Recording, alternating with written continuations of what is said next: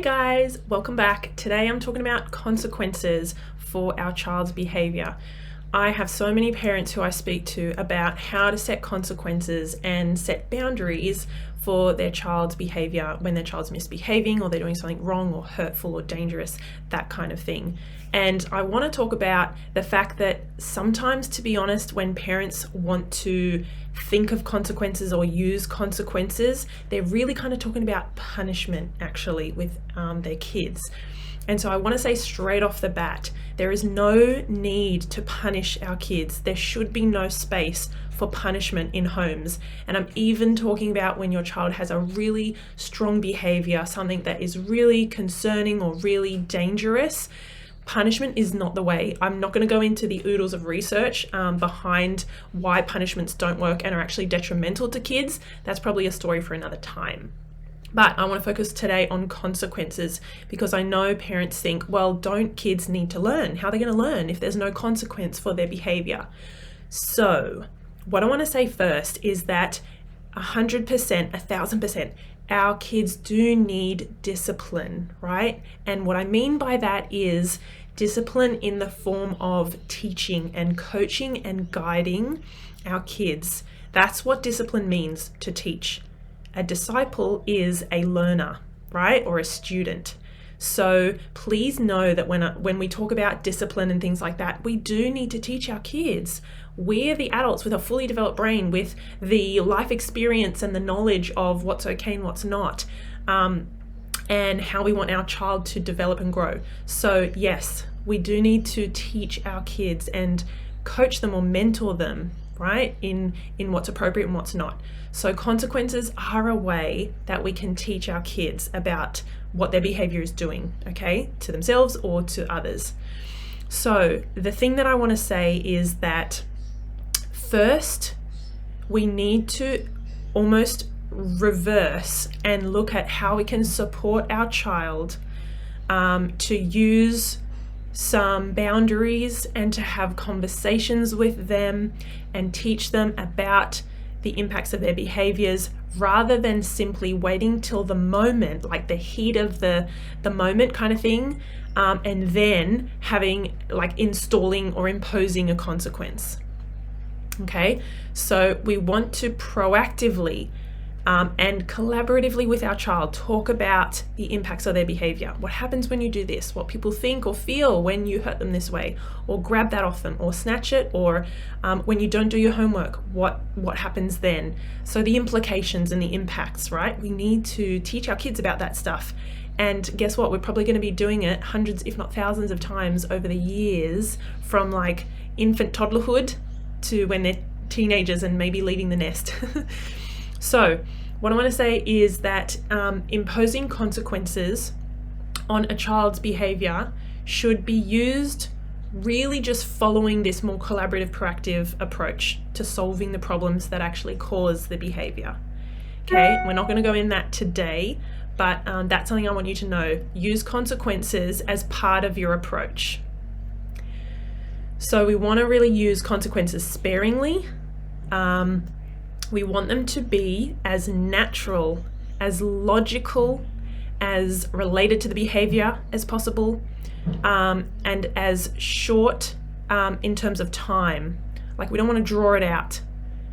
You know, we don't want to make our kids suffer. We just want to help them learn. When you do this, this is going to happen, or I'm going to have to help you by taking that away or putting it away till tomorrow, for example. And it's about teaching our kids long-term wisdom about what's okay and what's not. So it's long-term.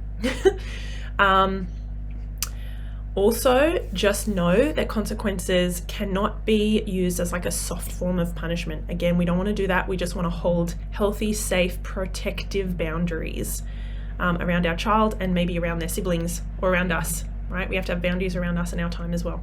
So the aims of using emotionally intelligent consequences are to guide our child to use kind, respectful, safe actions, words, and behavior where possible, to help our child understand what harmful, hurtful, inappropriate, dangerous behavior looks like, to support our child to see the impacts of their actions on others in order to develop empathy, as well. And to ensure that we're bringing unconditional love, empathy, and compassion to our relationship with our child when they do make mistakes, because they're gonna make mistakes. They are kids. Their brain is under construction. It's gonna happen. We also want to ensure that we're trying our best to manage our own emotions and our own triggers in those moments so that we approach with a calm, connected energy. And of course, we want to use natural, logical, relevant, and respectful consequences where possible. So there are 3 types of consequences.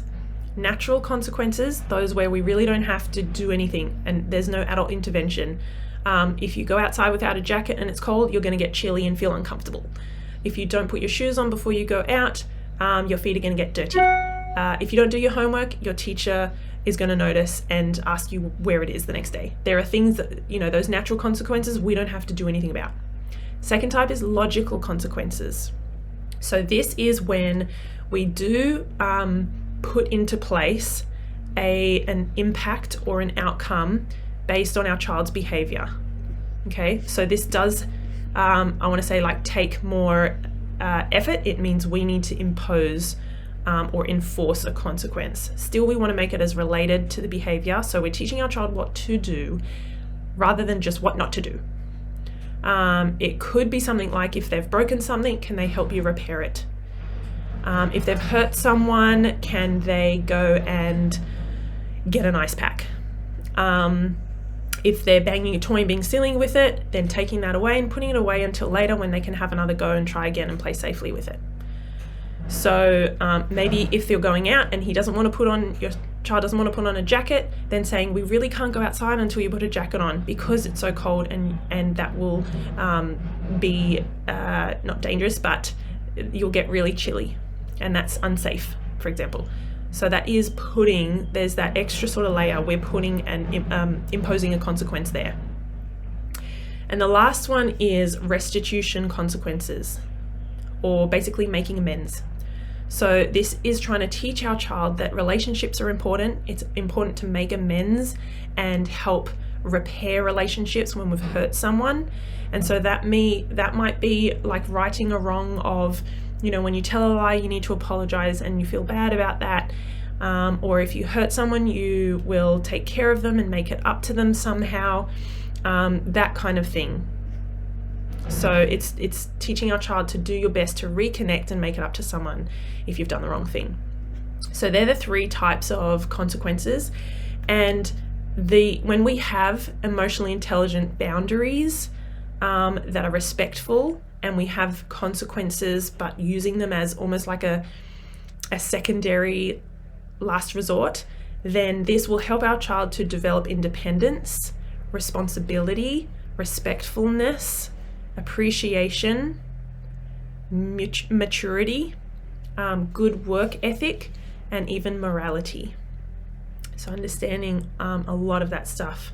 So there are lots of different examples of consequences, but I always invite parents to think about, what does it mean for you when your child does something? What do you want to teach them? Do you want to teach them what to do in that situation? Or do you want to teach them how their actions impact others and what that means and the outcome of that? So there are many ways in which we can use consequences, but again, I really want to invite you to think about, am I using a consequence here that is fair and logical and relevant and respectful, or am I actually kind of just using a punishment that makes me want to stamp out or suppress this behavior and make sure it doesn't happen again? So really think carefully about that.